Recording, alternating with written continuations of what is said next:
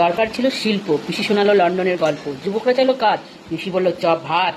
মানুষ চাইলো চাকরি, পিসি বলল করো ঘুগনি বিক্রি। নিরাপত্তা চাইলো নারী, পিসি বলল 8টার মধ্যে বাড়ি।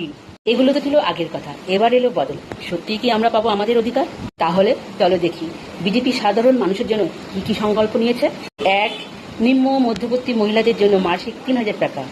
2. বেকার যুবক যুবতীদের জন্য মাসিক 3000।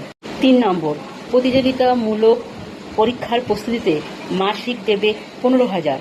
4 নম্বর, 5 বছরে 1 কোটি নতুন চাকরি। 5 নম্বর, 6 মাসের মধ্যে অভিন্ন দেওয়ানি বিধি। 6 নম্বর, সরকারি চাকরিতে মহিলাদের 30% সংরক্ষণ। 7 নম্বর, সরকারি বাসে মহিলাদের ভাড়া মকুব। 8 নম্বর, নারী নিরাপত্তায় দুর্গা সুরক্ষা স্কোয়াড। অন্তঃসত্ত্বা মহিলাদের এককালীন 21,000 টাকা। সরকারি কর্মী ও পেনশন ভোগীদের ডিএ। 11 নম্বর, 45 দিনের মধ্যে সপ্তম পে কমিশন। ধান, আলু, আম সরাসরি চাষিদের থেকে ফসল ক্রয়। 13 নম্বর, অষ্টম তপশিলে ফুলমারি রাজবংশীয় ভাষা। 14 নম্বর, কুলপি ও তাজপুরের গভীর সমুদ্র বন্দরে। 15 নম্বর, পাহাড় সমস্যার সমাধানের চেষ্টা। 16 নম্বর, দার্জিলিংয়ে সুগন্ধি চাকে বিশ্বে ছড়িয়ে দিতে বোর্ড গঠন। 17 নম্বর, উত্তরবঙ্গে এইমস, আইআইটি, আইআইএম, ক্যান্সার হাসপাতাল। 18 নম্বর, বার পর্যটক জোয়ার।